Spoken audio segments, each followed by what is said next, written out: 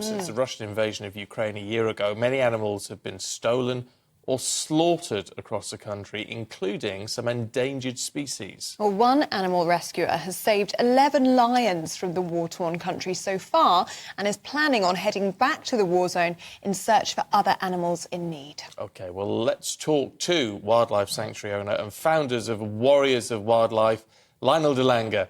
Good to see you this morning, Lionel. First and foremost, why undertake this? You've got a passion for animals, obviously, but it must be very dangerous to go into that sort of situation. Good morning, yes. Thanks for having me on. Why am I going back? Well, my passion for the love of animals is something that I've always had. And then prior to the war, I lived in Ukraine for nearly 12 years. I was there when the shelling started. And prior to that, since 2014, I've been rescuing and relocating abused wildlife in Ukraine to various places around the world.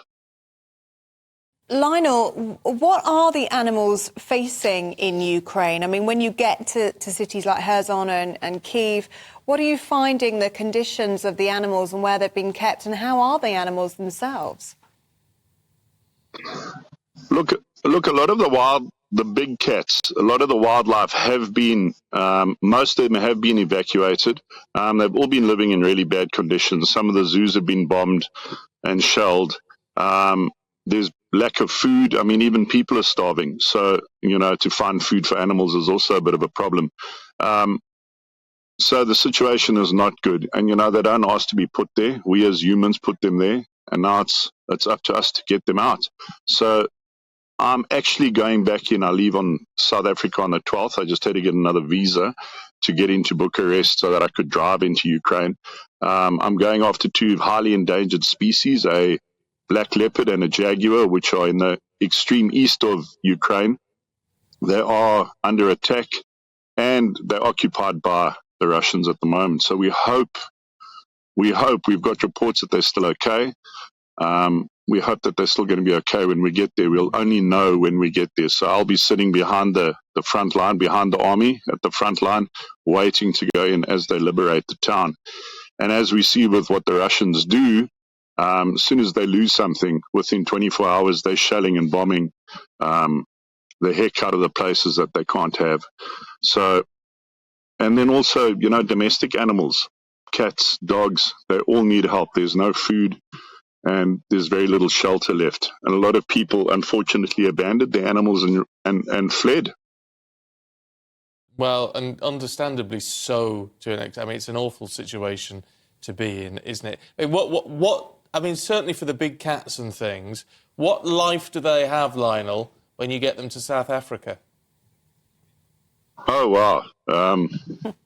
Big open spaces. So a lot of these cats are very traumatized when we pick them up. Even prior to the war, the animals that we deal with, live in atrocious conditions. So at my sanctuary in Sambonga in the Eastern Cape, South Africa, we give them an introduction enclosure of 1/4 of a hectare.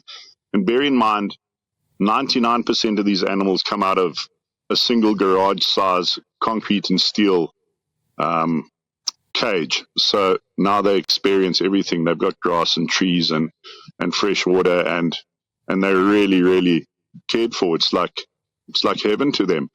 You're flashing through some of the pictures. There's one cat there. He's called Simba, and he came out of Dnipro, which was severely bombed. He was the last animal to be evacuated.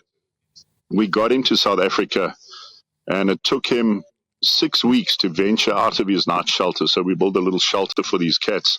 So it's their safe space. And it took him 6 weeks to actually walk out and start enjoying the bush because he was so traumatized and didn't know that he could step across that threshold. So it's all ingrained into them that, they're locked up and they've got to stay that way forever. So now we just care for them for the rest of their lives and give them the best life possible.